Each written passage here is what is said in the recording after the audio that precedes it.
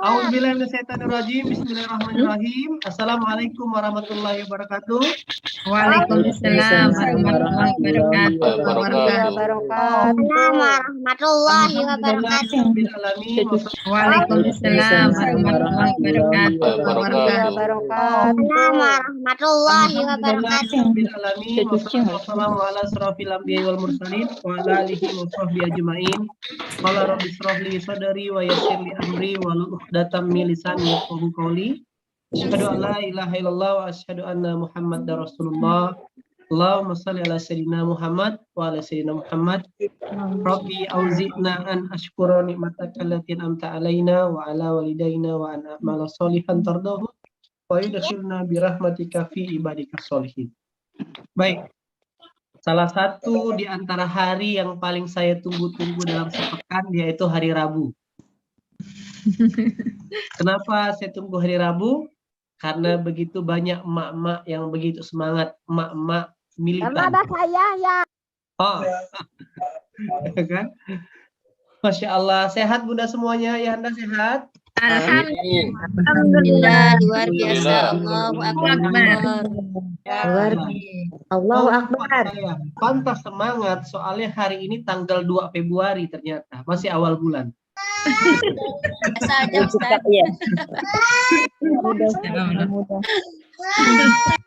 Baik. Ayah Bunda yang rahmati Allah, malam hari ini atas izin Allah kita bersyukur bisa dikaruniakan, bisa kumpul, bisa sehat. Ini Masya Allah sudah hadir 532 orang. Selamat datang, ahlan wa sahlan buat keluarga-keluarga MIM yang baru, ya kan. Alhamdulillah hari ini kita diizinkan Allah untuk bisa terus mendapatkan nikmat Allah, bukan hanya berupa harta tapi juga berupa ilmu. Karena di dunia ini peradaban yang bertahan lama itu bukanlah peradaban harta benda, tapi peradaban ilmu. Nabi kita tidak meninggalkan harta ketika dia meninggal, sahabat tidak meninggalkan harta dia meninggal, tapi yang ditinggalkan adalah ilmu. Betul? Karena ilmu yang ditinggalkan, hari ini kita masih bisa kenal Al-Quran. Oke, buat saudara-saudara kita yang sedang kurang sehat, semoga Allah angkat sakitnya ya. Masih kurang sehat tapi semangat buat belajar. Amin Allahumma amin. Amin, Allahumma amin. Nah, maka ayah bunda rahmati Allah, sekali lagi salah satu saya pernah bahas sebelumnya.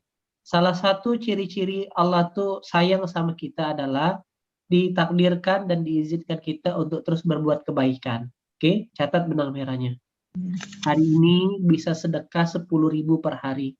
Besok bisa sedekah 100.000 atau 1 juta. Tandanya Allah sayang sama kita. Kita diizinkan menambah catatan kebaikan. Hari ini baru bisa sholat 5 waktu berjamaah di masjid. Besok ditakdirkan bisa semangat sholat duha dan qiyamul lail. Tandanya Allah sayang sama kita. Hari ini baru bisa selesaikan an-naba. Besok Allah karuniakan bisa nambah an-nazi'at abasa. Tandanya Allah sayang sama kita. Dan orang-orang yang hadir pada majelis malam hari ini bertambah, tandanya Allah sayang sama ayah bunda, masih diizinkan buat dapat ilmu. Oke? Karena di ayat yang lain Allah ada bilang, jangankan untuk dapat ilmu atau dapat karunia, untuk mendengarkan Quran saja mereka tidak diizinkan Allah.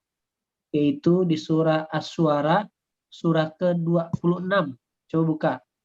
Surah ke-26. Silakan buka. Ayat 212.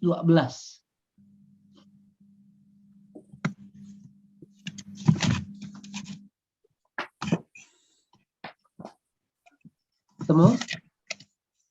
Surah ke-26 ayat ke-212. Ketemu enggak? Oke, coba bacakan Kak yang udah ketemu. Baca artinya. Sesungguhnya untuk mendengarkannya pun mereka dijauhkan. Masya Allah. Innahum anis sam'i lamahzulun. Sesungguhnya mereka benar-benar dijauhkan dari mendengarkan Al-Quran. Na'udzubillah. Ada 229 juta umat Islam di Indonesia. Terdata ada 65% yang tidak bisa baca Quran. Berarti sekitar 130 juta tidak bisa membaca Al-Quran. Nah, cuma 100 juta yang bisa membaca Al-Quran. Itu baru bisa baca. Dari 100 juta itu Allah ekstrak lagi. Ada yang istiqomah sebulan sekali, ada yang seminggu sekali. Tapi hari ini di hadapan saya orang-orang yang dipilih oleh Allah untuk bisa baca Quran setiap hari. Kenapa? Amin. Karena ada programnya, wajib setoran. Kan kayak gitu. Ya betul, Pak Kiai. Betul. Itu sebuah keberuntungan. Nah, artinya kami para fasilitator yang dihadirkan Allah dalam kehidupan Bunda itu juga karena jawaban doa-doa Bunda-Bunda semuanya. Ya Allah, tunjukkanlah hamba jalan yang lurus ya Allah. Tunjukkanlah hamba rezeki ya Allah. Berilah hamba kekuatan. Lama aja udah sini. Maka dihadirkanlah kita-kita semuanya. Oke, ingat ya. Nih, mukadimahnya di surah Asy-Syu'ara ayat berapa tadi? 212. 12. Apa kata Allah? 12. Mereka dijauhkan dari Sesungguhnya dijauhkan dari dengarkan Quran. mendengarkan. Nah, na'udzubillah min zalik. Semoga bukan kita dan keluarga kita. Oke? Amin. Baik. Nah, hari ini sebenarnya saya mau bahas materinya tentang merancang keberuntungan. Nah, siapa yang hidupnya pengen beruntung? Aku. Ya. Semua mau. Abila mau. Oh, Abila aja mau. Abila mau beruntung. Neka. Semuanya pengen beruntung, betul? Betul. Nah, sebelum saya bicara merancang keberuntungan, karena keberuntungan ini bagian kecil dari hal yang paling besar. Jadi gini,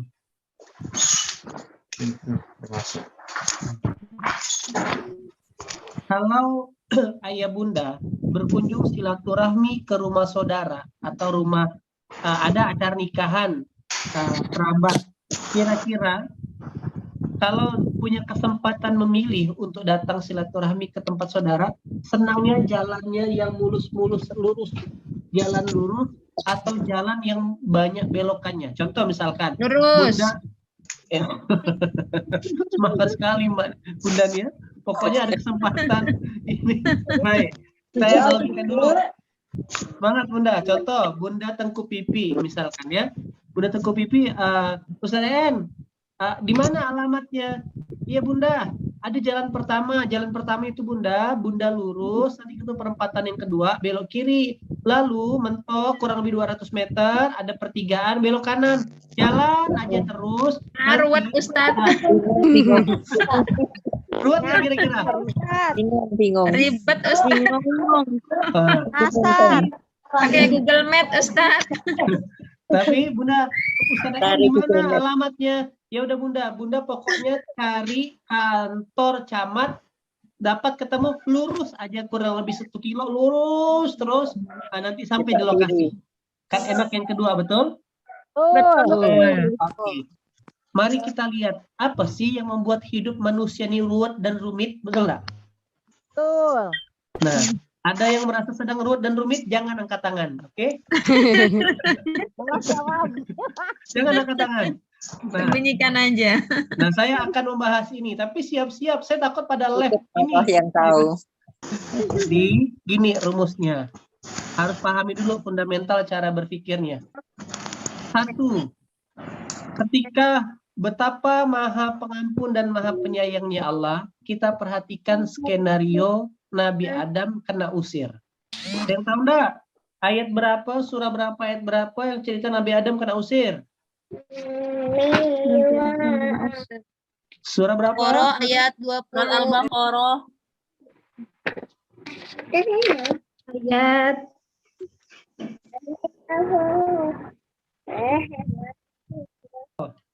Ayat 30 Ustaz.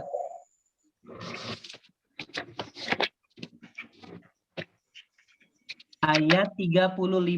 Ayat berapa? Ayat 35. Ayat 35.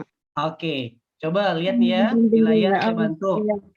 Ya kan? Wa qulna ya Adam uskun anta wa zawjukal jannata wa kula minha ragadan haitsu syi'tuma wa la taqraba hadhihi syajarata fatakuna minaz zalimin.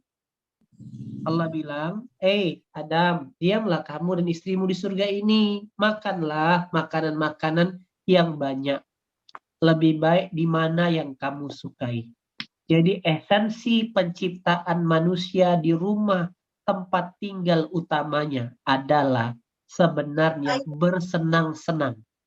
Allah bilang, makanlah sesukamu. Berarti maksudnya nikmatilah seluruh fasilitas surga ini.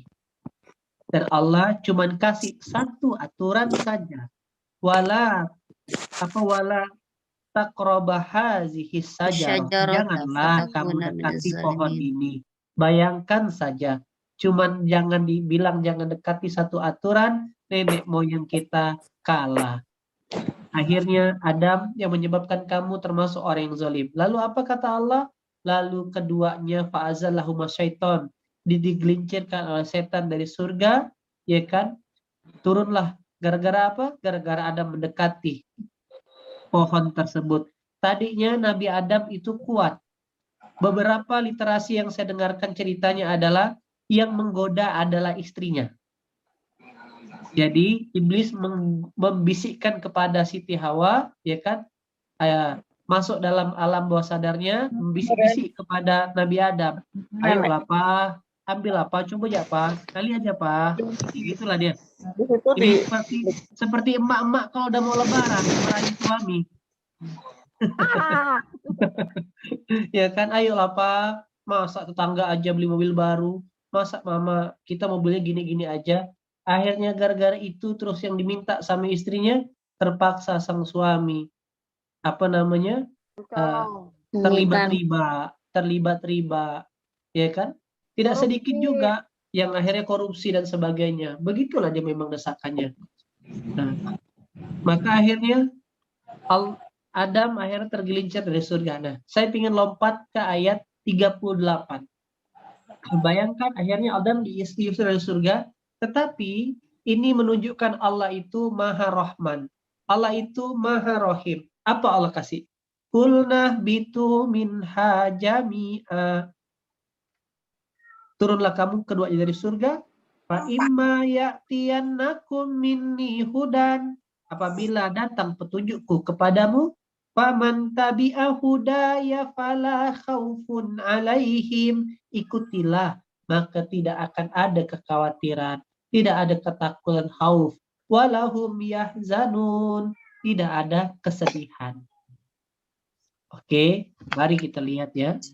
Jadi kata Allah, sepakat enggak? Kalau tidak ada ketakutan dan tidak ada kesedihan, maka yang tersisa cuma apa? Kebahagiaan. Oke, mari kita lihat. Tapi lantas kenapa dalam hidup kita masih sering terjebak dengan ketakutan? Maka kenapa hidup kita masih takut besok mau makan apa? Besok anak mau jadi apa? Suami setia apa enggak? Bisnis bagaimana? Lalu karir bagaimana? Jabatan gimana? Tandanya kalau tingkat ketakutan, tingkat was-was, tingkat kekhawatiran dalam hidup kita banyak, tandanya sebenarnya kita sedang jauh dari Quran. Itu rumusnya dulu. Oke. Dapat pola berpikirnya?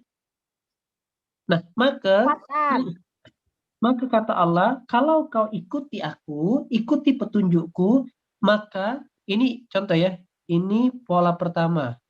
Ikuti petunjuk. Maka hadiahnya yang tersisa adalah bahagia atau sakinah. Dan sakinah ini yang menjadi password yang sering saya bilang, password masuk surga. Yaitu surah 89 ayat 27. Ya ayat Tuhan nafsul mutmainnah. Oke. Tetapi kalau tidak ikuti petunjuk, nah ginilah kehidupan kita. Oke. Saya gambarkan kurva yang kedua. Sederhanakan biar gampang ngelihatnya. Nah, Maka disinilah lembah-lembah, bukit-bukit. Ini lembah atau bukit ketakutan. Ini kesedihan, takut lagi, sedih lagi, dan seterusnya. Dan pas ternyata di akhir hayatnya, malah dia di lembah kesedihan. Sedih besok anaknya belum jadi orang. Sedih di akhir hayatnya tuanya malah lakinya, mohon maaf, tidak mencintainya dengan tulus. Sedih. Selingkuh. Saya tidak berani bilang begitu, ya kan? Pakai bahasa halus, saya tidak menyintai dengan tulus. Takut, sedih, takut, sedih. Nah, apa yang membedakannya? Yang satu ikuti petunjuk, yang satu adalah mengabaikan petunjuk. Nah, nyambung sampai di sini? Oke, dapat cara berpikirnya? Nah, berarti rumusnya ayah bunda yang rahmati Allah, hidup itu sederhana. Jawabannya, ternyata hidup itu antara kita, dalam kurung hamba, Allah,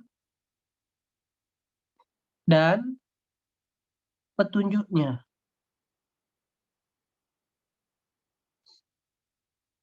Nah, beginilah dia. Nah, di balik Allah inilah itu terdapat berjuta hadiah. Kalau ayah bunda buka surah Al-Waqiah ayat 15, coba buka. Surah Al-Waqiah surah keberapa? 50? 56. 56. Coba buka ayat 15.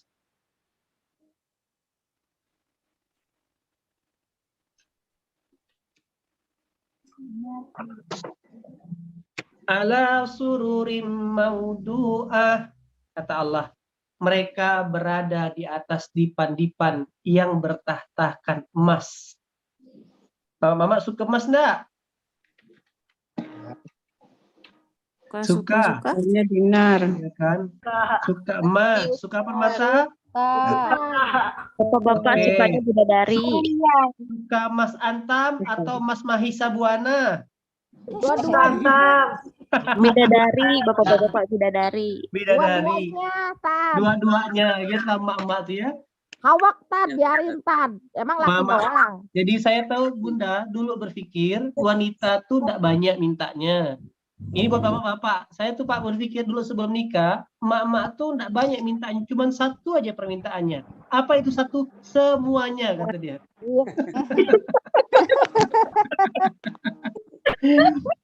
Ya Itulah emak-emak.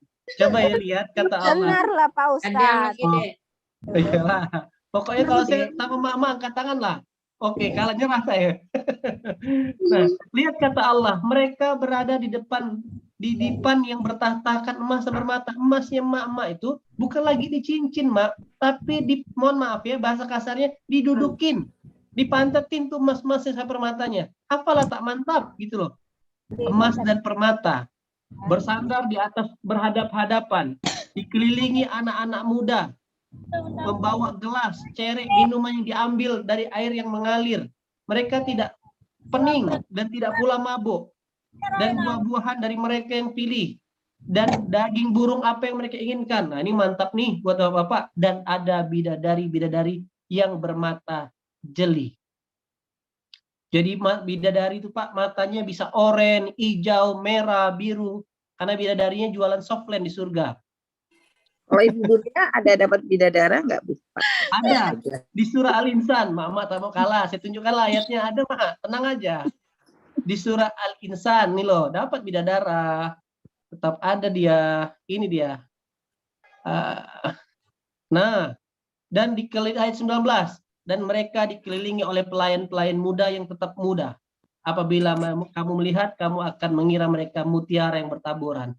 Pelayannya itu, bidadara-bidadaranya itu bening dia, kayak kaca. Jadi kalau minum air putihnya, gelas airnya nampak mengalir gitu loh. Nah, jadi ayah bunda rahmati Allah, adakah hadiahnya di pola yang pertama, kita dan Allah serta petunjuknya. Nah, maka rumusnya disinilah hadiahnya nih. Ya kan, hadiahnya ada di sini buat orang-orang yang ikuti pola pertama. Anggaplah nih bentuk kayak berlian ya. Nah, begitu dia. Oke, jadi hidup itu sederhana. Apa intinya? Antara kita, Allah dan petunjuknya. Nah, inilah hidup itu sederhana. Apa yang membuat hidup jadi ruwet dan rumit? Nah, ini yang harus dipahami dulu biar bisa segera keluar dari keruwetan-kerumitan kita. Nah, ini yang menjadi masalah hari ini. Yang menjadi masalah adalah kita, lalu keinginan kita. Nah, lalu baru Allah udah babak belur, baru minta petunjuknya, terbalik dia. Ya Allah, tunjukkanlah aku ya Allah, gimana cara keluar dari hutang ini ya Allah. Kan terbalik jadinya. Ya Allah, gimana ya Allah, suamiku sudah selingkuh ya Allah, terbalik. Udah babak belur dulu. Kita, keinginan kita, inilah yang membuat hidup jadi ruwet atau rumit. Di mana ayatnya Ustadz? Oke. Buka surah An-Naji'at, surah 79, ayat ke-37. Coba buka. Surah An-Naji'at, surah ke-79, ayat ke-37. Bacakan. Silakan bacakan.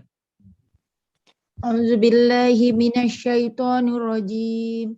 Bismillahirrahmanirrahim.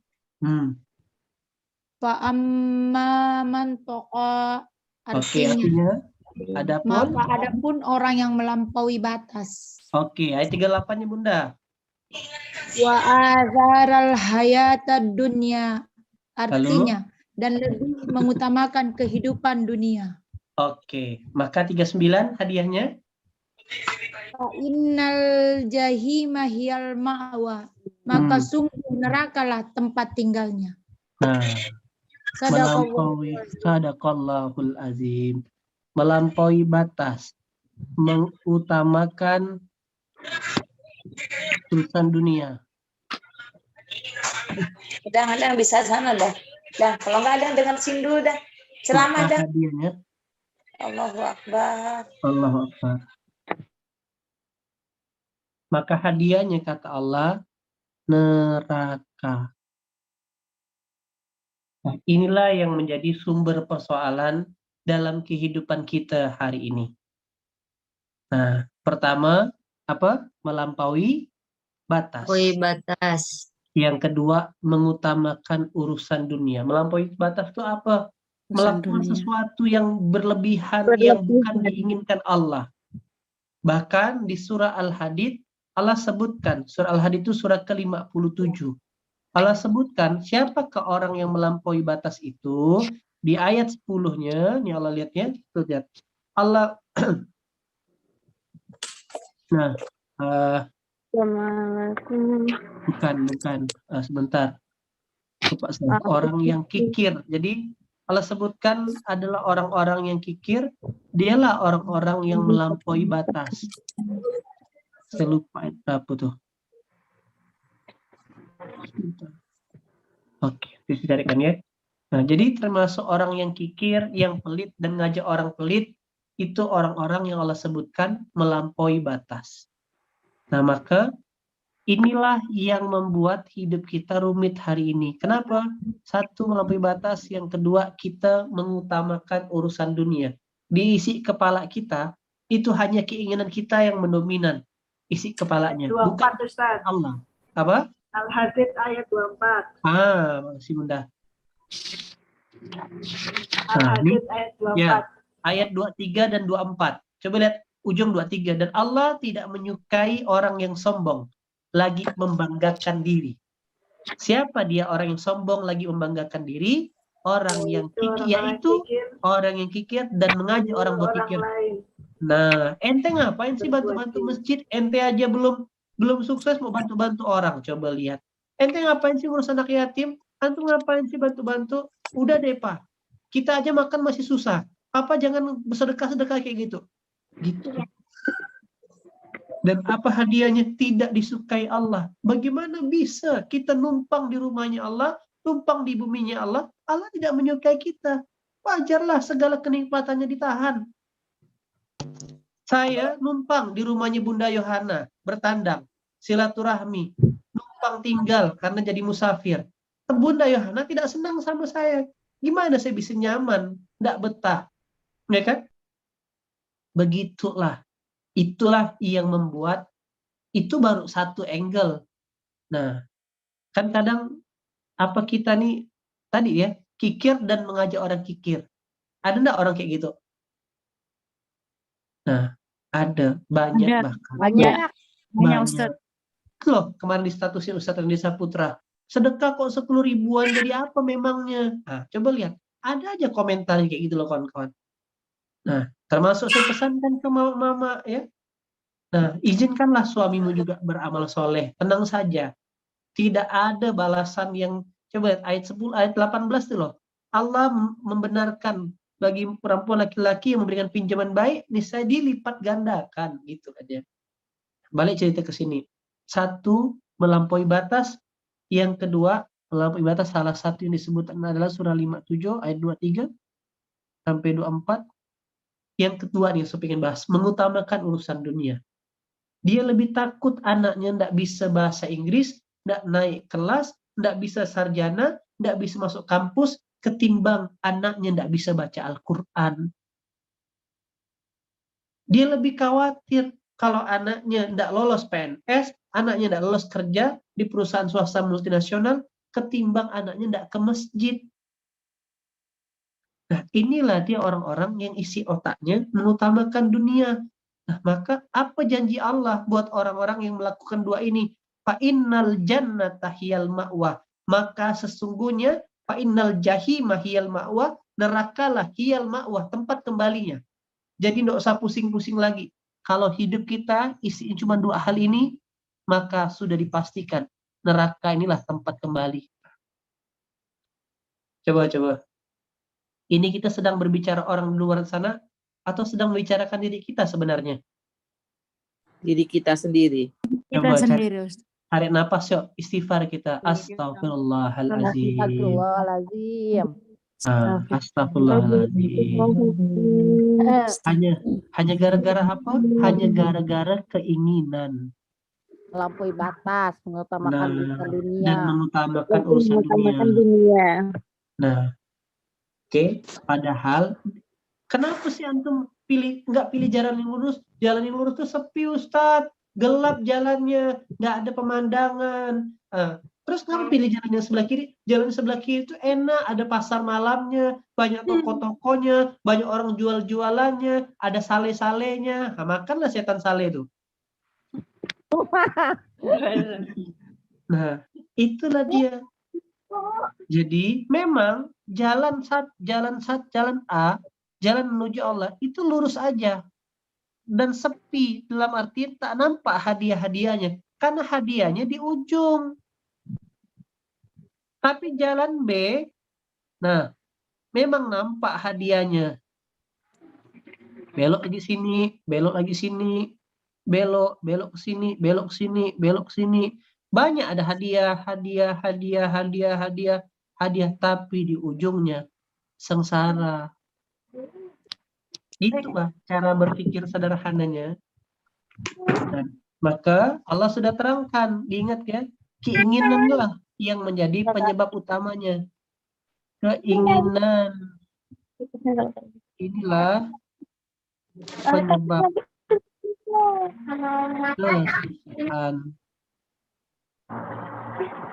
Surah 22 ayat 52. Coba buka surah Al-Hajj ayat 52.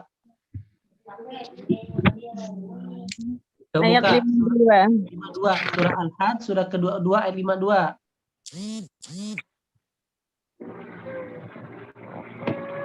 Temu?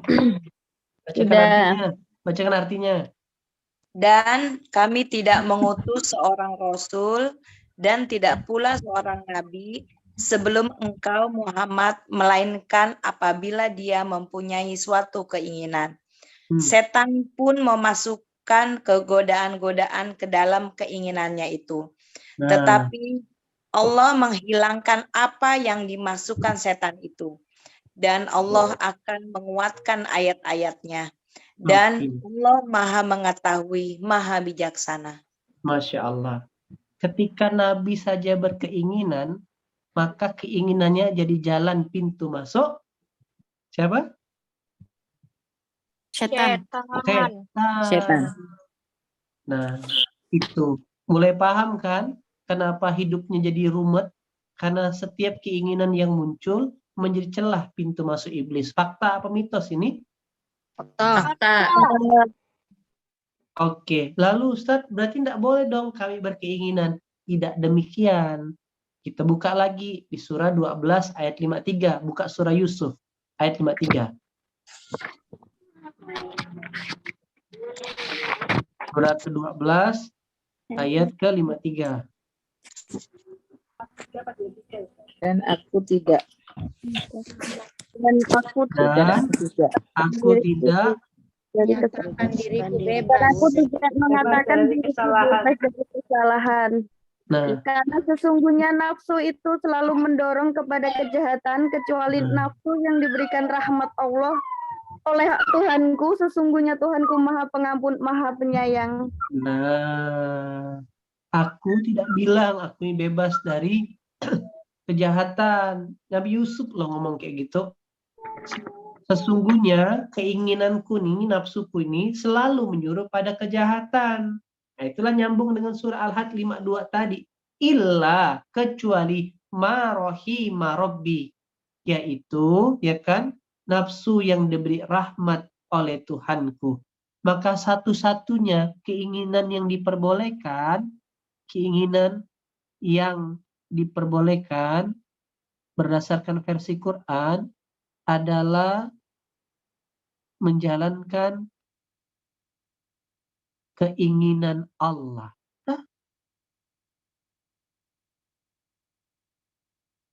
Itulah sederhananya bunda-bunda semuanya. Selamat siap bunda-bunda semua yang udah di daerah timur, mohon maaf ya. Semoga nanti materinya bisa dirangkum dari semua untuk dibagikan. Nah, jadi yang membuat kita rumit tadi karena kita sendiri. Inilah keinginan itu, keinginan kaya justru membuat dia berhutang. Keinginan tampil cantik justru membuat merusak wajahnya. Keinginan untuk dia terkenal, punya jabatan, supaya punya nama kemuliaan, justru berkesempatan dia dihina gara-gara ketangkap korupsi. Keinginan menjadi artis tenar justru membuat dia tidak tidur tenang. Saya sedang mendampingi beberapa artis nasional. Kalau teman-teman ngelihat Instagram saya, Facebook saya, kemarin mendampingi Bang Atta Halilintar, mendampingi Bang Putra Siregar, dan banyak akhirnya saya ketemu ngobrol sama orang-orang besar, mereka justru sulit untuk menemukan privasi hidup sekarang. Berjalan harus dikawal sama orang-orang banyak, harus tertutup. Nah, jadi mulai pelan-pelan kebebasannya sudah mulai tidak ada hari ini. Itu kenapa mereka lebih senang berjalan ke luar negeri. Tapi kan beda sama antum-antum, sama Bunda Pipit, sama Bunda Purnama, sama Bunda Hasanah, mau jalan ke pasar suka hati aja, karena tidak ada orang yang kenal. Ya kan? Hebat Ayanda Maisa Buana, mau jalan kemanapun aman, kayak gitu loh. Karena tidak dikejar orang, tidak ada yang minta foto dan sebagainya, karena orang tak kenal. Nah, maka ayah bunda rahmati Allah, sekali lagi masih ada waktu, belum kata terlambat. Mulai hari ini dan seterusnya, ambillah jalan yang hidup sederhana ini. Pilihlah jalan yang cuma 3 aja dipikirkan. Kita, petunjuknya, dan Allah. Maka ini zonanya manusia. Ini zona manusia. Otoritas manusia itu ada di sini. Oke? Zonanya manusia. Ini baru zonanya Allah. Nah, kesalahan kita terbalik. Zonanya Allah yang mau kita pindahkan. Hadiah ini yang kita pindahkan di sini, itulah yang membuat hidup kita juga kebalik. Nah, sesederhana itu. Dapat cara berpikirnya? Nah, maka inilah yang solusi terbaik. Kenapa kalau ditanya, kenapa ya Ustadz, udah bertahun-tahun saya ini kok gak kelar-kelar masalahnya? Jawabannya sederhana, karena terlalu banyak keinginan dalam hidupmu. Tak boleh ke berkeinginan Ustadz, tak boleh ke kita kaya, tak boleh ke punya rumah. Boleh, ya kan? Dengan catatan penuhi dulu tugasmu sebagai seorang hamba. Nah, jalani dulu petunjuknya. Nanti dia yang akan memberikan tepat pada waktunya. Istri saya cerita, Bi, pingin lah Bi, kata istri kan. Ada rezeki. Nah, maka apa hadiahnya? Biar tugas lupa saya nyampaikan tadi. Lanjutan dari surah An-Nazi'at. Surah An-Nazi'at ayat ke-40. Coba kawan-kawan lihat. Surah 79 ayat 40. Man khafa maqama rabbih Nafsa anil hawa. man khafa maqama rabbih wa nahan Nafsa anil hawa.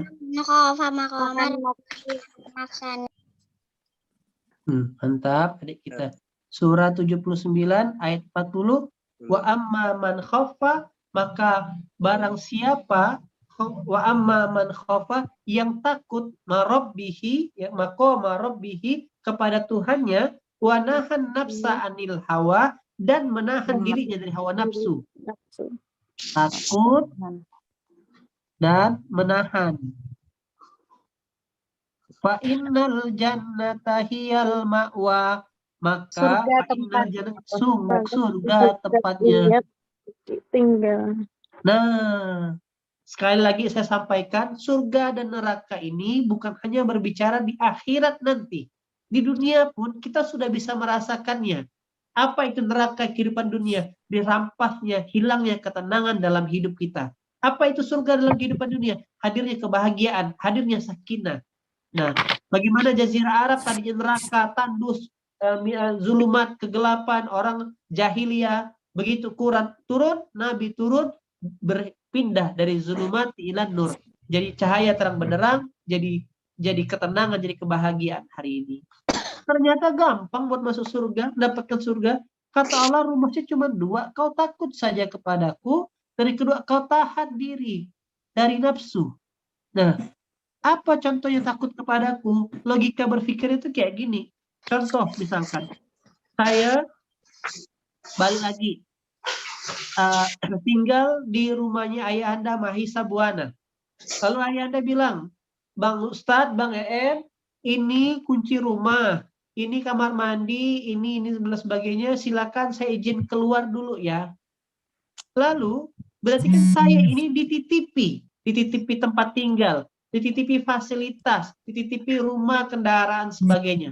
Maka sebagai seorang yang numpang dan beradab, maka saya tidak boleh semena-mena menggunakan fasilitas itu, terkecuali seizin Ayahanda Mahisa Buana. Gitu cara berpikirnya. Demikian juga dengan kehidupan ini, wahai ayah bunda, saudaraku yang dirahmati Allah. Hidup semua kita ini yang kita jalani itu adalah titipan. Rumah titipan, mobil titipan, harta titipan, jabatan titipan. Orang kaya mati, orang miskin mati, semuanya sementara. Maka seorang hamba yang benar, yang ingin merancang surga, ketika hendak menggunakan jabatannya, yang tadinya adalah titipan, untuk sesuatu yang bukan pada amanahnya, tiba-tiba dia mengingat, wa amma man khaffa maqama rabbih, enggak boleh aku gunakan jabatan aku sembarangan nih. Nah, itulah barangnya. Nah, dititipkan kecerdasan. Nah, harusnya diajak merancang untuk melakukan kejahatan. Dia langsung ingat, enggak boleh nih. Ini melanggar, Tuhanku tidak menitipkan kecerdasan aku untuk berbuat jahat. Nah, itulah orang-orang yang punya kesempatan masuk surga. Yang kedua, wa naha nafsan anil hawa. Mampu menahan diri dari hawa nafsu. Contoh, Bunda Yohana punya uang 1 miliar. Jalan, amin, ya kan? Bukan hanya Bunda Yohana, semuanya punya uang 1 miliar. Ya kan? Jalan ke mall, Bunda Yohana di mana tinggalnya? Suaranya tidak keluar.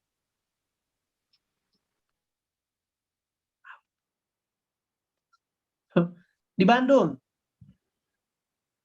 Tidak dihidupkan kali mikrofonnya. Iya. Coba dihidupkan mikrofonnya. Gimana? Hal yang sepele, dan ini pernah terjadi di lingkungan kita saat ini. Oke. Nah, misalkan contoh, jalanlah. Misalkan ya, jalan ke Plaza Indonesia bawa duit 1 miliar. Pas bulan Ramadan, sebelah kanan, konter Gucci manggil-manggil, ada Saleh. Saleh 70%. Jalan lagi, sebelah kiri ada konter Louis Vuitton. Nah, harganya 30 juta. Dengan uang 1 miliar, bisa beli kok sebenarnya. Amat sangat bisa beli. Tapi ketika Bunda pas mau beli, langsung tiba-tiba, aku beli nih butuh kah atau cuma hanya sekedar gaya ya? Oh, gaya kayaknya. Kalau hanya sekedar untuk tas, cukuplah di Mangga 2 yang 500.000, ngapain sampai 30 juta?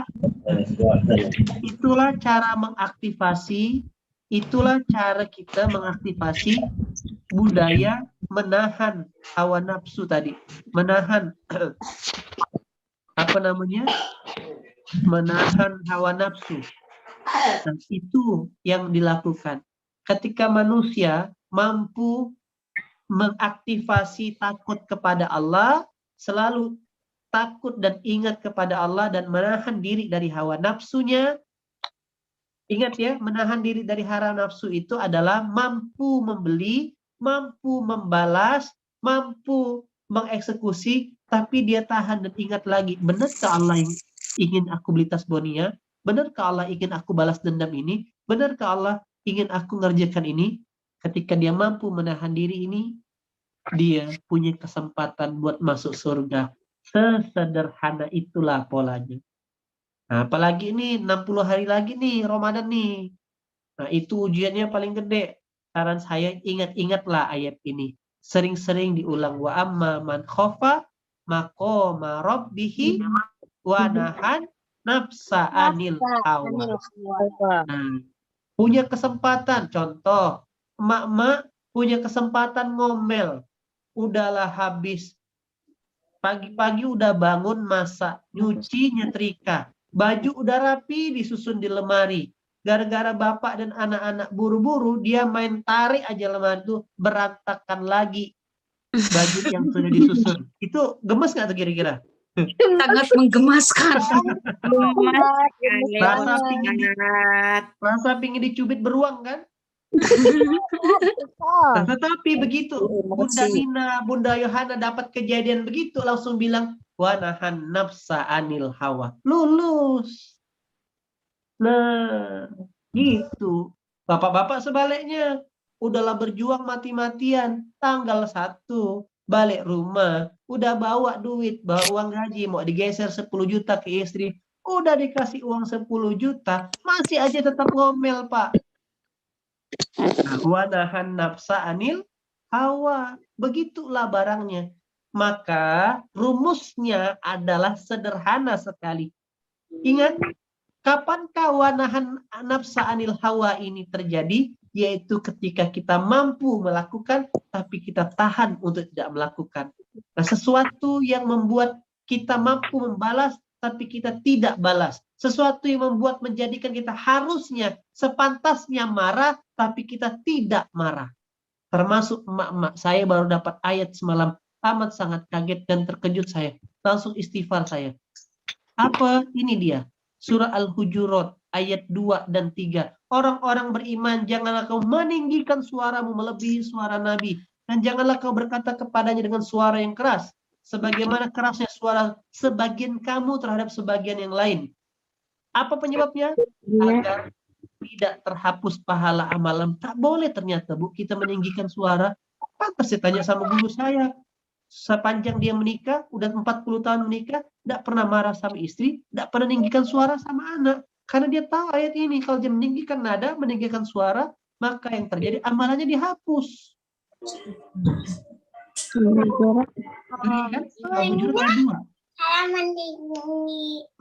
Sesungguhnya orang-orang yang merendahkan suaranya di sisi Rasulullah, mereka itulah orang-orang yang diuji hatinya. Mereka adalah orang yang bertakwa, bagi mereka ampunan. Meninggikan suara amalannya terhapus, merendahkan suara dapat ampunan dan pahala yang besar.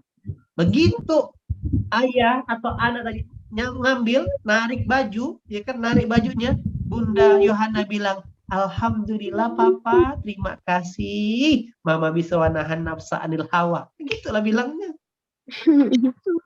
Ustaz. Duluan marah. Makasih kata Bunda Nina. Ajarin dong, Ustadz. Tapi Bunda Nina ngomongnya gigi sambil rapat. Makasih papa, udah menahan nafsa anil hawa. Nah, inilah Quran. Hampir, coba lihat. Ayat-ayat yang kita bahas hampir terbalik kan dengan keseharian kita, benar? Wajar enggak jadinya hidup kita terbalik sebenarnya? Yang benar Quran yang ikut akal kita atau akal kita yang harus ikut Quran? Akal kita yang harus ikut Quran. Kalau anak susah dibangun bilangnya apa Ustadz? Ya sabar-sabar kayak Sudais tuh. Sudes kata mamanya. Mama sumpahin kamu ya jadi imam Masjidil Haram. Kan keren sumpah jadi Masjidil Haram.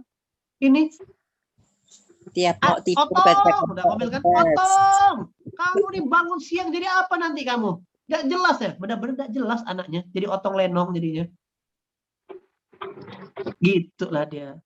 Nah, maka balik cerita tadi, apa pesan yang mau saya sampaikan? Satu, ya kan? Rumus kehidupan ini sederhana. Antara kita, petunjuknya, dan Allah. Lakukan ini, maka ada hadiah di baliknya. Oke? Itu satu fundamentalnya. Yang kedua, kenapa hidup ini ruwet? Karena kita fokus dengan keinginan kita. Nah, yang ketiga, fokus dengan keinginan kita berakibat melampaui batas, mengutamakan dunia dan hadiah neraka. Nah, serta yang keempat, keinginan yang diperbolehkan itu hanyalah keinginan yang mendekatkan kita kepada Allah. Yaitu berarti keinginan Allah. Surah 79 40, menahan diri. Maka setelah ini biasanya habis majelis ini ciri-ciri hamba yang disayang Allah adalah ayatnya langsung hidup. Ada kejadian yang menyebalkan setelah tutup Zoom ini. Nah, saya udah pesan. Tiba-tiba kalau ada kejadian yang menyebalkan, antum langsung ingat wanahan nafsa anil hawa. Tapi harus benar-benar lapang. Jangan wanahan nafsa anil hawa. Jangan kayak gitu.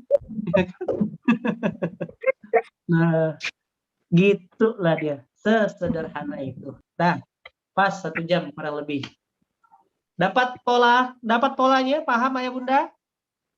Insyaallah. Bisa dimengerti? Coba kita ulang. Hidup ini sederhana antara siapa? Kita Petunjuk Allah. Dan balik Allah ada apa? Hadiahnya. Satu. Yang kedua, apa yang membuat hidup kita rumit? Karena ada apa? Keinginan kita dan banyak Efeknya melampaui batas, mengutamakan dunia. hadiahnya apa? Neraka. Lalu keinginan diperbolehkan itu hanya keinginan kepada siapa? Menjalankan keinginan Allah. Keinginan Allah. Petunjuk Allah. Oke. Yaitu takut dan menahan diri. Hadiahnya apa bunda? Surga. Ayat berapa? Surat 79 ayat 40. Baik. Nah, alhamdulillah. Itu yang bisa diceritakan. Baik, silakan. Saya udah tahu pasti udah banyak yang tidak sabar untuk bertanya di sini, ya kan? Itu dari saya. Terima kasih. Saya kembalikan kepada host acara atau ada yang langsung mau bertanya. Silakan. Jazakumullah. Assalamualaikum. Silakan langsung ayah bunda ingin tanya. Nurfiansyah Ustaz dari Bekasi. Ya, silakan. Ini Ustaz mau tanya apa? Kalau bisa apa? Keinginan Allah atau perintah-perintah Allah agar kita menjadi hamba yang berserah itu apa aja gitu Ustaz? Itu sama dengan Bang Diansa, saya menjelaskan 6.236 ayat. Oh gitu. Tenang, insya Allah kami sedang menyusun tentang namanya semesta amal soleh.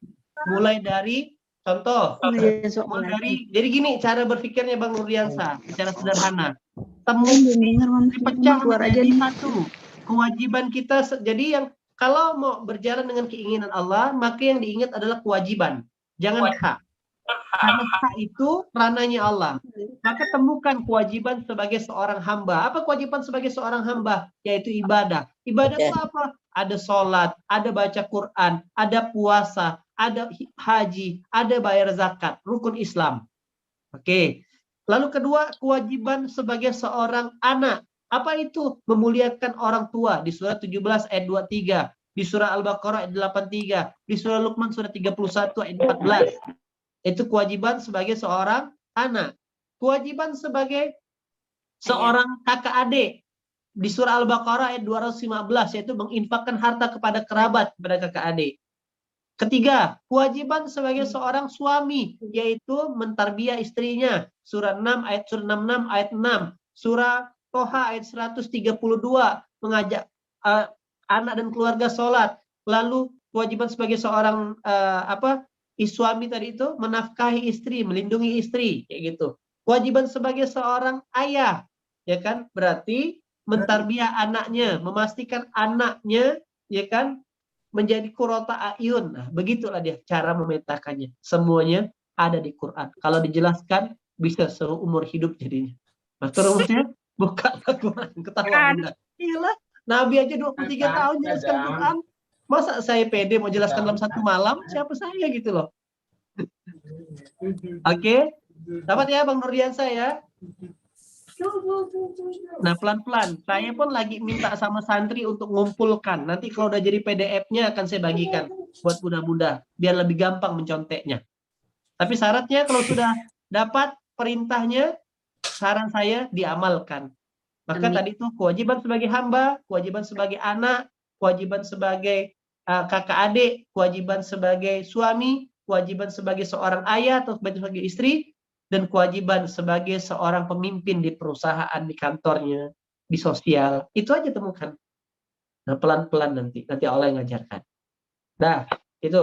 Ada lagi? Ustazah. Iya, Sarah, maaf, Ustadz. Itu saya mau nanya kan kalau misalnya dibilang kan kita nggak takut dan nggak sedih, tapi kan di Quran sendiri dibilang yang waktu lagi mau perang itu yang dibilang para sahabat ketakutan sampai naik ke leher itu kan ketakutannya yang bergetar itu kan berarti kan mereka juga ada rasa takut yang luar biasa kan. Jadi sebenarnya rasa takutnya nggak hilang. Sebentar ya.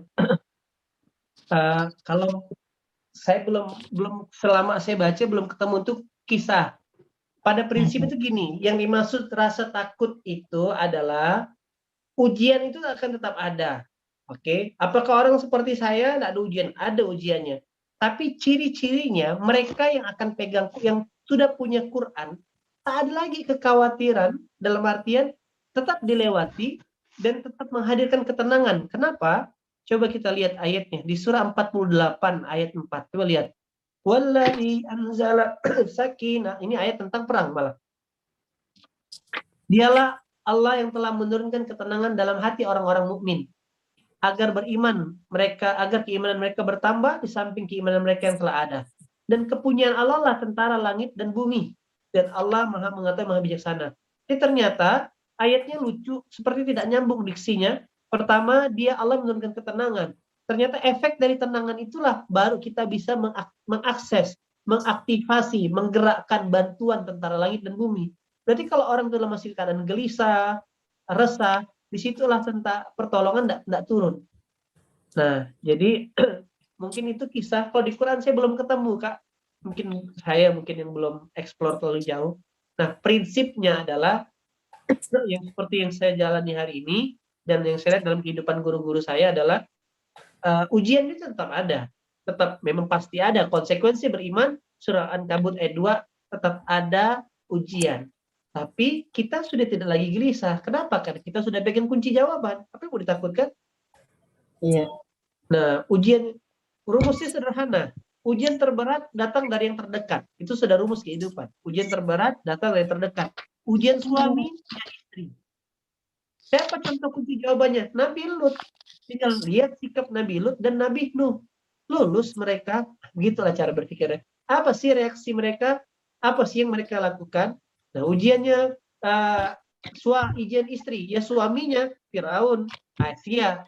Ujian kakak adik, ya Nabi Yusuf. Begitulah dia. Prinsipnya, analogi ayat tadi adalah surah Al-Baqarah 38 itu ketika kita pegang kunci jawaban, maka tak ada lagi kekhawatiran dalam hidup kita. Kita sudah bisa menjawab dengan kunci jawaban yang Allah sudah kasih.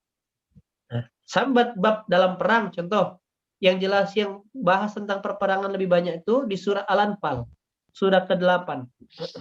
Kita lihat, nah di sini, ketika, yang saya tahu ya tentang perang ya, ketika berhadapan, hai Nabi, kobarkanlah semangat para mukmin untuk berperang.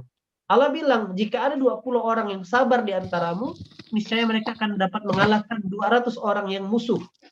Dan jika ada 100 orang yang sabar, niscaya mereka mengalahkan 1000 orang kafir. Ternyata yang dibutuhkan bukan 20 orang kuat, bukan 20 orang cerdas, bukan 20 orang hebat, 20 orang sabar. Kenapa kesabaran? Karena kesabaran identik dengan ketenangan. Lihat surah 3 200. Wahai orang-orang yang beriman, bersabarlah kamu dan kuatkanlah kesabaranmu dan tetap bersiagalah dan bertakwalah agar kamu beruntung. Nah, begitu deh Kak. Jadi ujiannya tetap hadir, tapi karena sudah pegang kunci jawaban, dia tidak khawatir, tidak gerasa gerusu. Apa yang membuat orang gerasa gerusu, terus baperan, lalu sampai emosional? Karena dia tidak memahami maksud Allah. Contoh, minggu lalu saya di Majelis Pasar Bahagia membahas tentang makna innalillahi wa inna ilaihi raji'un. Kita lihat nih ya. Nih. Orang-orang yang kan gini, ayatnya 155. Sungguh akan kami beri cobaan kepada orang sedikit kepadamu dengan sedikit takut, lapar, kekurangan. Ingat, takut hubungannya kepala, lapar hubungannya perut, kekurangan harta. Dan berikanlah kabar gembira bagi orang-orang yang sabar. Ternyata rumus untuk mendapatkan sebuah kabar gembira itu harus ada bahan baku yang namanya takut, lapar, dan kekurangan. Itu rumusnya. Untuk dapatkan kabar gembira harus butuh bahan baku takut, lapar, dan kekurangan yang dibungkus dengan sabar. Nah, ya siapa orang yang sabar ini? Orang-orang yang apabila ditimpa musibah, mereka bilang innalillah. Lalu, yang jarang dibahas dalam majelis, ayat 157-nya. Apa itu? Mereka yang mendapat keberkahan yang sempurna, ulaika alaihim salawatun min rabbihim wa rahmah, dan dapat rahmat. Dapat keberkahan dan dapat rahmat. Contoh, kata Allah. Kalau Allah kirimkan, Nina, kata Allah, aku mau bikin, misalkan ya, aku mau kasih kabar gembira, aku mau kasih kau kemuliaan dan rahmat. Mau dong ya Allah, tapi syaratnya, aku buat handphonemu hilang. Mau enggak kira-kira Nina? Jawabannya pasti mau dong. Karena udah dapat rahmat, betul enggak? Nah, tapi kalau Allah enggak bilang, aku enggak mau kasih tahu Nina, aku mau prank dia lah. Aku hilangkan handphonenya lah. Atau aku buat handphonenya dimain anaknya, rusak LCD-nya misalkan. Ini contoh ya. Pasti ketika Bunda Nina enggak tahu kunci jawabannya, enggak tahu maksud Allah, maka Bunda Nina akan ngomel-ngomel. Kamu Nina, gimana main handphone Bunda? Lu enggak tahu kan, nak? Ini belum lunas handphonenya, nak. Kan gitu misalkan. Tapi ketika Bunda Nina tahu kunci jawabannya, oh, tanda-tanda mau diganti iPhone Pro Max 13. Nah, gitu kan? Ayo deh, nak, hancurkan saja, nak. Hancurkan, nak. Biar Bunda bisa bilang innalillah. Maka kayak gitu. Betul enggak? Maka kemarin waktu pasar bahagia di tempat saya, emak-emak pada ketawa-ketawa. Jadi, Mak, besok kan ketakutan. Besok artinya ketika ketakutan terjadi, duit kurang, suami tidak pulang, bahkan suami selingkuh. Bilangnya apa, Mak? Innalillahi Innalillahi Nah, lihat ayat 157. Dapat apa? Dapat keberkahan dan rahmat dari Allah. Nah, itu kalau orang tahu kunci jawaban. Gitulah Kak maksudnya. Oh, iya Ustadz, benar Ustadz. Soalnya ini aku baru lihat yang itu di Al-Azab yang ayat 10. yang takutan itu. Terus abis itu yang ayat 11-nya dikasih tahu kalau itu ujiannya. Jadi mereka emang sampai ke tenggorokan rasa takutnya, tapi emang itu ujiannya. Setelah itu baru mereka ingat lagi gitu loh. Kalau itu emang ujiannya. Yes. Nah, jadi gitu. Maka prinsip yang dimaksud dari Al-Baqarah 38 nih, semua kehidupan yang kita lalui ini sudah diceritakan di Quran. Pegang saja kunci jawabannya. Maka nggak akan lagi takut kita. Kalau ada kunci jawabannya kita pegang nih, kita bawa kemana-mana ini.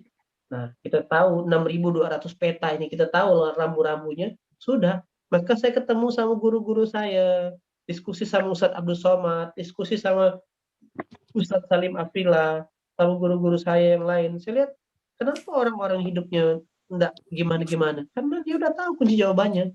Itulah kenapa kita harus balik ke Quran.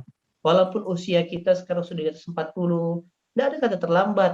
Paling tidak, besok nanti ayahanda Mahisa Buana, waktu lebaran bisa kumpulkan cucu-cucunya. Kita sedang belajar untuk bisa mengajarkan kepada anak cucu kita nanti. Gitu. Cu, nah gitu loh. Jangan macam kakek, cu, baru belajar Quran. Nah apa-apa. Sip? Ada lagi? Ada Ustadz. Siap. Assalamualaikum warahmatullahi wabarakatuh Ustadz. Iya. Saya dari Mempawa Ustadz. Masya Allah. Ustadz, ini benar-benar terjadi pada diri saya. Kebetulan kaitannya ini dengan, kebetulan saya honor daerah. Honor di daerah di salah satu instansi. Di tahun 2005 kemarin saya merasa dicurangi gitu kan. Ya. Merasa dicurangi, kemudian alhamdulillah Allah masih beri kesabaran. Saya masih tetap bisa bertahan sampai saat ini. Ya. Tapi setelah tahun 2010 kemarin ada lagi kejadian. Ya. Kejadiannya saya kecolongan lagi, saya kena, ya artinya SK asli saya itu dirombak, akhirnya database tidak bisa masuk. Ya. Saya udah artinya saya sudah meminta tolong dengan orang-orang sekitar, tapi mereka tidak juga peduli. Akhirnya saya jalan sendiri, tiba-tiba ya mungkin kedengaran sampai inspektorat hal ini, saya dipanggil, saya disidang. Ya.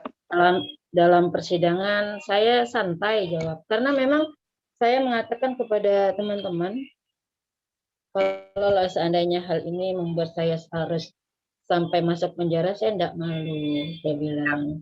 Ya. Karena apa? Karena saya berpikir saya mempertahankan kejujuran, kebenaran. Ya. Jadi untuk apa saya takut? Alhamdulillah, nyatanya. Dan ujian luar biasa, Masya Allah. Saya mohon doa Ustaz ya, mudah-mudahan saya tetap diberikan kekuatan oleh Allah Subhanahu Wa Taala. Amin, amin.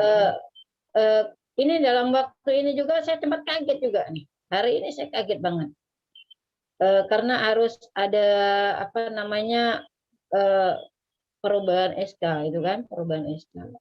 Yang kemarin-kemarin udah bisa terselesaikan, ternyata ada lagi yang bermain. Allahu Akbar, saya bilang kan. Jadi saya mikirnya ya Allah ini memang tapi kan ada Ustadz yang bilang seperti ini, Allah itu tidak akan menguji suatu kaum kan kalau memang tidak ada kemampuan dianggap kuat atau apa. Cuman saya berpikir ya Allah kok terus menerus begitu, kapan gitu, padahal apa yang Ustadz bilang tadi kan, semuanya itu kan karena kita banyak kemauan kan, Ustadz bilang kan, kalau saya enggak ada banyak kemauan Ustadz, saya hanya menjalankan apa yang bisa saya jalankan, dan sejauh ini saya pikir perjalanan yang saya jalani ya lurus-lurus saja gitu. Saya bukan tipe orang yang suka jelas sana jelas ini, Masya Allah saya tidak seperti Ustadz. Jadi intinya ya kayaknya ada kemudahan untuk mereka memanfaatkan saya, boleh jadi, tapi tadi akhirnya saya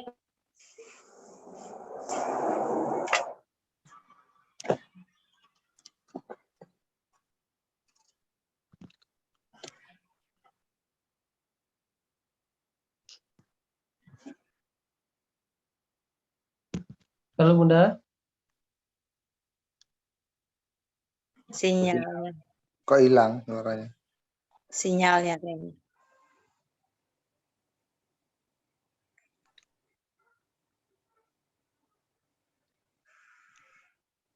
Oke, sambil menunggu Bunda IP, kita belajar studi kasus.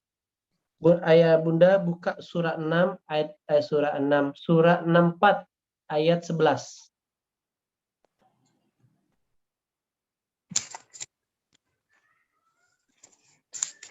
Surah 64 ayat 11. Ma asaba min musibatin illa biiznillah. Tidak ada musibah yang terjadi di muka bumi ini kecuali dengan izin Allah. Nah, orang-orang tahu kok, Allah tahu kok Bunda IP di kondisi sedang misalkan dikhianati, dizolimi. Yang Allah ingin lihat adalah wa may yu'min billahi yahdi qalba. Barang siapa yang beriman, dia dapat petunjuk. Wahai IP, kata Allah, bukankah engkau yang minta kepada aku sholat 5 waktu? Ihdinas siratal mustaqim, ihdinas siratal mustaqim, ihdinas siratal mustaqim. Itu kan yang dimintanya. Nah, maka akhirnya salah satu jalan untuk Allah ngasih petunjuk dengan cara kasih musibah. Itu aja jawabannya. Kalau tidak kasih musibah, kalau tidak ada musibah illa biiznillah, bisa nggak kita dapatkan wa may yu'min billahi yahdi qalba tadi? Bisa nggak kira-kira? Nggak bisa. Nah, begitulah. Dan tidak jaminan. Maka saya sekarang tidak melihat kemuliaan seseorang itu dari kondisi atau statusnya. Saya kan pernah cerita, istri saya alumni pesantren Jeruji, pernah masuk penjara istri saya. Gara-gara, ya kan, waktu dulu bantuin orang nyuplai sesuatu produk, akhirnya ditipu sama oknum koperasi, lalu istri saya harus tanggung. Nah, disitulah saya belajar. Tidak semua yang masuk penjara itu orang hina. Demikian juga Nabi Yusuf. Kalau Nabi Yusuf tidak pernah masuk penjara, dia tidak akan pernah jadi raja dan tidak pernah ada jadi nabi. Betul nggak kira-kira? Nah, gitulah rumusnya. Jadi nggak usah khawatir. Oke, ini ada pertanyaan ke message saya tadi direct. Message pesannya ini dia, pakai bahasa Arab. Nah, saya lihat ya. Pertanyaannya sederhana. Nah, ada yang bisa bantu terjemahkan? Ini dia. Nah, kalau saya terjemahkan tadi, ya kan, pertanyaannya dengan bahasa Arab, Bismillahirrahmanirrahim, dengan nama Allah Maha Pengasih lagi Penyayang, ya kan, apakah ada solusi jika tidak memiliki uang dalam keadaan darurat, tapi tidak mau minjam kepada Ustadz, dan satu-satunya cara adalah meminjam ke bank? Nah, maka jawabannya, wahai saudaraku, saya tidak tahu tadi namanya siapa beliau, ya kan, belajarlah dari Bilal. Sampai di ujung hayatnya pun ditimpakan dari batu yang nyawa taruhannya, ketika dipaksa sama Abu Jahal, Abu Lahab, suruh, aku cabut batu ini asalkan kau mengatakan Tuhanmu, engkau tidak beriman kepada Muhammad, Tuhanmu bukan Allah, aku cabut. Nyawa sudah taruhannya. Kalau Allah taruhannya baru hanya sekedar kelaparan, jangan pernah mendekati maksiat.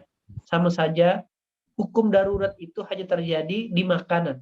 Di bab yang lain saya belum ketemu hukum daruratnya. Kecuali makanan dihalalkan, makan yang tanda kutip kayak tadi, tidak punya pilihan selain makanan, misalkan cuma ada hewan-hewan yang sudah dilarang Allah, tapi dalam keadaan darurat. Tapi khusus riba, kalau Allah tidak ada buat kondisi, tidak ada buat aturan demikian, tandanya Allah tidak akan ciptakan kondisi demikian. Lantas uang sudah tidak ada, kelaparan, ya kan? Maka percaya kelaparan ini tidak akan mengantarkan kita kepada kematian. Kalaupun mati, sahid jatuhnya. Itu rumusnya. Tapi kalau kita malah justru meminjam dengan lembaga ribawi, maka kita sedang berhadapan dengan kondisi menuju kematian yang akhirnya melaknat Allah. Nah, saya ingin contohkan dalam sebuah kisah. Ada satu kisah kejadian. Lihat ya, bagaimana iblis itu, ini kisah nyata, ada sebuah kota yang dilanda perang. Perang akhirnya membuat banyak sekali korban. Singkat cerita, ada tiga kakak adik, 2 laki-laki, yang paling bungsu adalah perempuan, menjadi korban perperangan tersebut. 2-nya ini sudah pemuda, ya rata-rata umurnya sudah 20 tahun ke atas semuanya. Tapi karena merasa yang adiknya yang masih belia ini, yang masih 17-18 tahun ini, ya kan masih remaja ini, khawatir takut perang, takut kena korban, dia ungsikan. Tinggal di sebuah kota yang desa yang jauh dari kota. Kebetulan desa itu terkenal ada ulama soleh, masih lajang, ya kan, seorang ustadz yang sangat taat kepada Allah, seorang ulama, seorang soleh. Lalu akhirnya dititipkanlah sama kakak adiknya nih, sama kedua abangnya nih kepada ustadz itu. Aku menitipkan adikku, jangan, ustadz itu sudah menolak, tidak mau dia. Nanti aku tergoda, bahaya. Tapi gimana lagi, daripada di sana dekati perang, jadi risikonya mati, di situ kemudaratannya lebih banyak. Ya sudahlah, akhirnya si ustadz tinggal di rumah di sini, lalu adiknya yang remaja ini tinggal di rumah depannya. Setiap hari si ustadz ini, orang soleh ini mengantarkan makanan ke depan rumah ustadz, ke depan rumah si wanita tadi. Sudah seminggu dia mengantarkan makanan tanpa ada, bahkan untuk menjaga syahwatnya, ucapkan suara pun, lisan pun tidak dikeluarkannya. Takut ketahuan suaranya menggoda, gitulah dia. Tapi iblis namanya. 2 minggu aman, lancar makanan. Tiba-tiba pas minggu kedua ngantarkan makanan kok nggak diambil. Dia lihat kok udah siang kok nggak diambil. Akhirnya dia mulai mengucapkan salam, Assalamualaikum. Dari jauh kedengaran suara lirih. Salam, dengan suara yang agak parau, rupanya lagi sakit tuh perempuan. Akhirnya ya udahlah, kata Ustaz, aku izin ngantarkan ke dalam ya, supaya enggak bisa ngambil, enggak terlalu jauh. Nah ternyata seminggu masih begitu kondisinya, enggak ini. Akhirnya mulai dekat dari balik kamar, yang tadinya di luar rumah, di balik kamar. Ustaz tanya, gimana kondisimu? Makin kurang baik. Nah akhirnya si Ustaz tadi itu, orang soleh tadi itu memberanikan diri memasuki ruangan mihrab atau ruangan kamar daripada remaja tadi. Nah akhirnya dengan segala ketakutannya mencobalah merawat, ngasih obat, berawal dari ngobrol, dekat, akhirnya terbiasa ngobrol. Disitulah peta permainan iblis terjadi, yang diinginkan, yang tidak diinginkan terjadi. Ternyata sang remaja tadi hamil. Oke. Singkat cerita, akhirnya karena sudah hamil makin besar, nuntut minta dinikahi. Malulah si ustadz ini. Lihatlah, udahlah dosa pertama berzina, dosa yang kedua, ya kan? Apa yang dilakukan? Dia bunuh itu perempuan. Oke, setelah dibunuh, dikuburkannya di Jawa agak belakang sana. Sampailah setelah setahun datang 2 kakak adik menjenguk adiknya. Ditanya, di mana adikku? Adikmu, wahai saudaraku, meninggal kena perang. Ada serangan ke kampung ini kemarin. Gitu ada. Sedihlah sang kedua kakak ini. Pulang ke rumah menangis haru. Ternyata salah satu kakaknya di malam kedua setelah pulang itu bermimpi bahwasanya adiknya ini sedang wafatnya tidak nyaman dan minta petunjuk untuk didatangi makamnya. Dibongkarlah sama si kakak ini. Ternyata mengagetkan, ketahuan di tubuh ini ada janin yang melekat.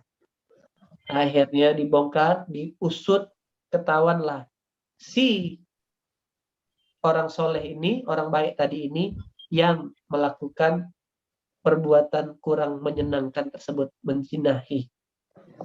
Lalu akhirnya dihukum satu kampung itu, dirajam dan sebagainya. Cobalah lihat, di saat dirajam dan sebagainya, tiba-tiba ada sosok yang mendatangi orang soleh. Wahai orang soleh, kata sosok itu, mana Tuhanmu yang katanya melindungi kau? Di saat engkau sedang membutuhkannya malah dia tidak ada. Akulah yang siap menolongmu. Apa? Dia sudah dalam keadaan pepet. Keinginannya adalah hidup gitu ya. Maka dia bilang, jawabannya sederhana. Kau cukup mengatakan kau beriman kepadaku. Akan aku lepaskan ikatan rantai ini dan aku akan selamatkan engkau. Akhirnya saat mau dieksekusi tadi, dia dieksekusi banyak warga kampung, dia tercetus. Ayo cepat katakan, aku tolong kau. Aku beriman kepadamu. Beriman kepada iblis tadi. Dan pas dia habis mengatakan beriman kepada iblis, justru dilempar batu, dirajam sama orang-orang kampung, dan dia meninggal dalam keadaan murtad. Tipis permainan iblis itu bunda, ayahanda. Nah itu kenapa hijrah tidak boleh sendirian. Jangan jalan sendirian. Itu kenapa di surah Al-Mulk ayat 12, Innal ladzina yakhshawna rabbahum. Sesungguhnya orang-orang yang takut kepada Tuhannya dalam keadaan sendiri, dia dapat pahala yang lebih besar. Maka kalau dalam berjamaah kayak gini, kita semuanya tampak baik. kita semuanya kelihatan bagus-bagus saja seperti itu. Tapi kalau mau lihat kualitas diri kita, lihatlah pas kita sendiri. Apa yang sedang kita pikirkan, apa yang sedang kita lafazkan, apa yang sedang kita lihat. Semoga Allah menjaga kita. Bagaimana caranya? Nah, surah Al-Mu'minun, surah 23 ayat 97. Itu doa amalan agar dijaga dari godaan iblis. Robbi inni a'udzubika. Surah 23 ayat 97 dan 98. Aduh, hari ini. Silakan diamalkan, silakan dibaca, silakan dihafalkan. Coba buka yuk, buka kita baca sama-sama yuk. Ayat berapa, Ustaz? Ayat 97 dan 98.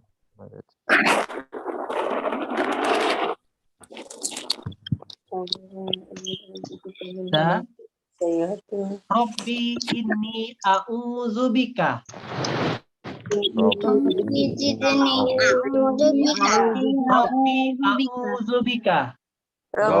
a'udzubika. Hamazatis syayatin. Minna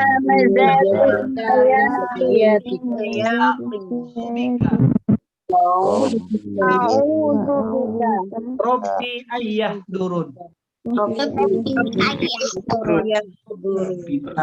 Bila ya Allah, aku berlindung kepadamu dari bisikan-bisikan setan dan dari kedatangan mereka kepadaku. Bacalah doa ini di setiap habis sholat, setiap mau melangkah, setiap mau kerja, setiap menuju keramaian. Biar apa? Biar Allah jaga kita. Gitu. Nah, silakan satu pertanyaan terakhir sebelum pas jam 10. Assalamualaikum Ustaz. Ya, Waalaikumsalam. Dina dari Tangerang. Ya, Jadi saya mau bertanya tentang sabar dan ikhlas. Benar kata Ustaz, kan ujian terbesar itu dari orang terdekat. Ya. Dan alhamdulillah saya mengalami ini dan sudah berjalan selama 12 tahun. Ya. Tapi ini yang saya ini tentang keikhlasan Ustaz. Terkadang kita sebagai manusia kan kadang ada sedih, kadang bahagia gitu ya Ustaz ya.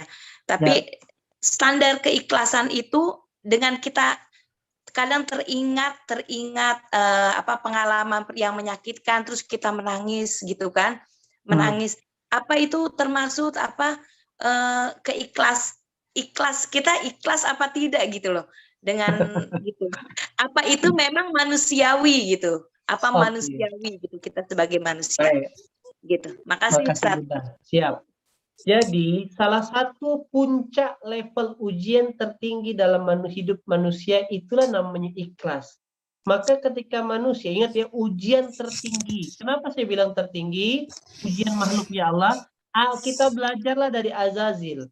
Dia sudah berprestasi, sudah seluruh koordinat bumi disujudinya, sudah menjalankan perintah Allah. Ternyata di balik prestasinya Allah nguji dia. Dia ini mau apresiasi, dia ini makhluk yang modus atau makhluk yang tulus. Begitu Allah bilang, bayangkan Bunda Dina apa aktivitasnya sekarang? Ibu rumah tangga, Ustaz. Oke, anggaplah Bunda Dina ini contoh orang yang sudah sangat berkontribusi di tempat tinggalnya, sangat baik dengan para tetangganya, sangat peduli dengan orang-orang miskin di sekitar, sangat suka membantu orang-orang kampung di sekitar. Setelah berbuat baik, setelah bikin sedekah 100 juta untuk benerin jalan, justru malah Bunda Dina di fitnah. Berarti kalau Bunda Dina habis buat baik, dibilangkan terima kasih, dapat satu kebaikan. Tapi kalau Bunda Dina buat baik, lalu dicibiri orang, diomongkan orang, bahkan dihianati orang, dapat kesempatan 2 kebaikan. Itu dulu mindset pertama. Oke? Maka belajarlah dari Azazil tadi. Begitu Azazil habis berbuat, dia sudah berprestasi, malah dianya punya modus. Modusnya apa? Dia berharap bumi diwariskan Allah kepada dia. Nah, itulah yang membuat Azazil tidak lulus. Apa yang artinya? Dia tidak lulus di ujian keikhlasan. Nah, oke. Itu kaedah cara berpikirnya. Ingat, keikhlasan itu salah satu ujian tertinggi. Jadi kalau bunda kita lulus, maka tandanya kita akan dapat kemenangan yang banyak. Salah satu hadiahnya di surah An-Nahl ayat 9, ayat 99, surah 16 ayat 99 kata Allah. Ini coba lihat. Innahu laisa lahu sultanun 'alal ladzina amanu wa 'ala rabbihim yatawakkalun. Sesungguhnya setan itu tidak punya kuasa atas orang-orang yang beriman dan bertawakal kepadanya. Iblis tuh tak punya kuasa, tak punya kekuatan dia kepada orang-orang yang beriman dan berserah diri. Tambah lagi ayat 14, illa ibadaka minhumul mukhlasin. Ayat 39-nya, ya Allah, sebab engkau telah memutuskan aku sesat, aku akan jadikan perbuatan maksiat itu dipandang baik oleh manusia. Dan pasti akan aku sesatkan. Illa, kecuali hamba-hambamu yang mukhlis. Siapa hamba-hamba yang mukhlis itu? Itu adalah orang-orang yang ikhlas, Bunda. Jadi, kalau ada, bagaimana caranya Allah ingin mengasih fasilitas ikhlas kepada seorang Bunda Dina kalau tidak dihadirkan pengkhianatan, kesakitan. Nah, itulah dia. Jangan lihat pengkhianatan, jangan lihat kesakitannya, tapi lihatlah fasilitas daripada Allah. Apa fasilitasnya? Mukhlis. Apa hadiah daripada mukhlis tadi? Yaitu jalan yang lurus. Dan apalagi yang kedua, hadiah dari mukhlis tadi? Tidak gampang, tidak bisa lagi diganggu sama iblis. Jadi kalau iblis sudah tidak bisa menyentuh Bunda, maka yang membersamai Bunda sehari-hari adalah malaikatnya Allah. Sisanya cuma kebaikan. Gitu dia caranya. Nah, lalu kalau ada tadi perasaan masih muncul, apakah itu parameter keikhlasan? Maka jawaban yang paling tepat adalah Allah menuliskan nama surah Al-Ikhlas, nama surahnya Al-Ikhlas, tapi dia tidak menyebutkan ada kata-kata ikhlas di situ. Parameter sederhananya adalah di rukun iman yang ke-6, beriman kepada qada dan qadar. Qada berarti sesuatu yang belum terjadi, qadar sudah terjadi. Kalau masih yang terjadi, Bunda masih sesali, timbul kecewa, timbul sedih, nangis, tandanya Bunda belum ridho dengan fasilitas itu. Belum ridho dengan kejadian itu. Nah, ketidakridhoan kita itulah yang membuat kita tertahan hadiahnya. Tertahan hadiah jalan yang lurusnya. Tertahan hadiah dikawal malaikatnya. Nah, jadi yang dilihat adalah hadiah di balik itu. Tapi kalau Bunda lepaskan, ya sudahlah, yang penting aku harus bisa hidup, aku bisa masih sholat, aku bisa menarik nafas, walaupun gara-gara dia rumahku melayang, gara-gara dia emasku hilang, gara-gara mobilku terjual, gara-gara dia bahkan mungkin keluargaku jadi berantakan, tapi yang penting aku tidak ditinggalkan Allah. Itu, maka Bunda akan dibalas banyak kebaikan. Maka fokuslah dengan apa yang Allah ingin tawarkan dari setiap kejadian. Jangan fokus dengan kejadiannya, itu rumusnya. Fokuslah dengan apa yang Allah ingin tawarkan di balik kejadian. Oke, maka kalau Bunda fokus dengan hadiahnya, tidak ada lagi kesedihan. Kan ini cara Allah ingin ngasih aku rahmat, ini cara Allah ingin ngasih aku berkah, ini cara Allah ingin ngasih aku jalan yang lurus, ini cara Allah ingin ngasih aku dikawal para malaikatnya Allah. Ya sudah, makasih ya Allah. Gitu ujung-ujungnya. Kesimpulannya, surah 16 ayat 30. Ma rabbaka, ma rabb. Ya kan, ini dia. Surah 16 ayat 30. Maza anzala rabbukum, apa yang telah diturunkan oleh Tuhanmu Muhammad? Maka Rasulullah menjawab, qalu khairat. Semuanya adalah kebaikan. Nah, hari ini jadi jomblo, di saat kawan-kawannya ngejek-ngejek dia bilang qalu khairat, karena aku dilindungi dari zina. Hari ini tiba-tiba, ya kan, masih susah, masih belum punya rumah, dia akan bilang qalu khairat, daripada orang yang punya rumah gedongan tapi riba. Kayak gitu, semuanya adalah kebaikan, Bun. Ya. Nah, balik ke cerita pertama kita. Kenapa kita masih susah? Karena kita tidak paham kunci jawabannya. Sip? Ya, terima kasih Ustadz. Sama-sama. Baik, pas jam 22.00. Kalau masih ada pertanyaan, ada apa dan sebagainya, nanti silakan voice note kepada para fasilitator. Nanti di forward, nanti saya akan bantu jawab. Begitu ya, ayah bunda yang rahmati Allah, ya kan? Karena apa namanya, insyaallah itu materi kita hari ini. Semoga saran saya dibaca lagi, dipahami lagi. Ingat, Ketika kita ikuti petunjuknya, tak ada lagi kesedihan.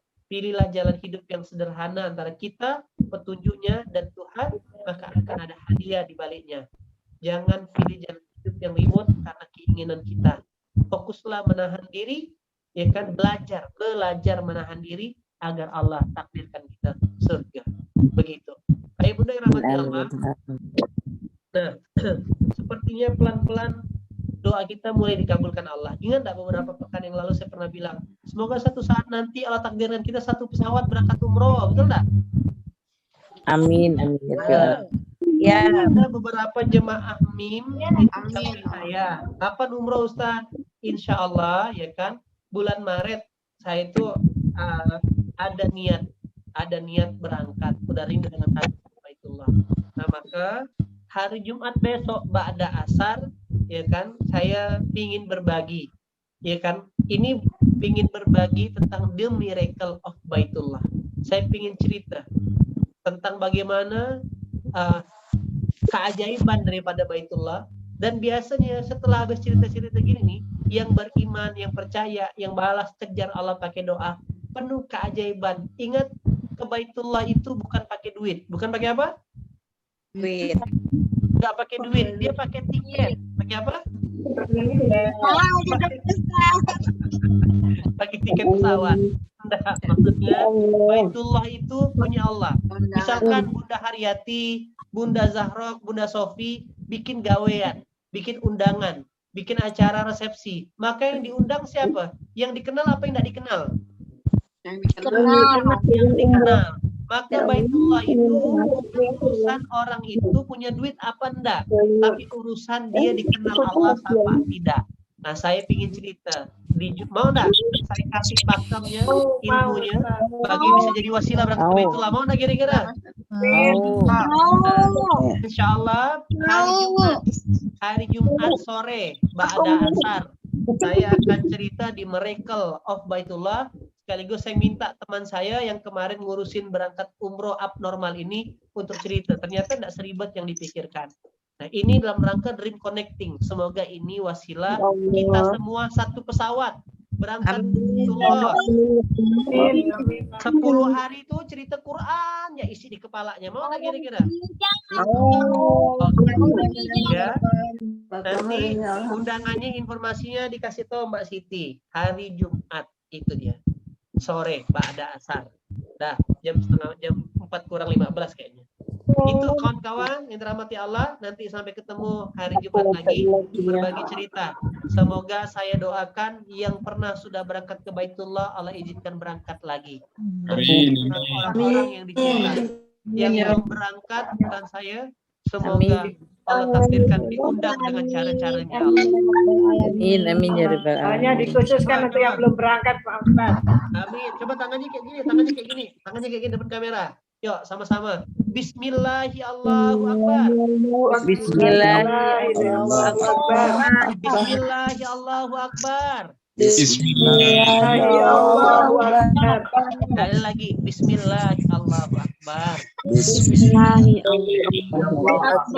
Insya Allah tuh Abila insya Allah berangkat sayang ya. Abila berangkat. Mohon doanya ya Pak Ustadz ya. Allah. Kami ingin banget bersama keluarga bisa berangkat ke sana saja. Yang belum dapat dulu ilmunya. Nah, itu dari saya. Makasih yang baik-baik dari Allah, yang kurang dari saya pribadi. Semoga bermanfaat. Doakan saya, doakan istri saya, doakan keluarga kami. Titip doa buat kawan-kawan yang kalau bangun malam kalau baca Quran, semoga kita ditakdirkan Allah bisa kumpul di surganya Allah. Terima kasih. Assalamualaikum warahmatullahi wabarakatuh. Waalaikumsalam warahmatullahi wabarakatuh.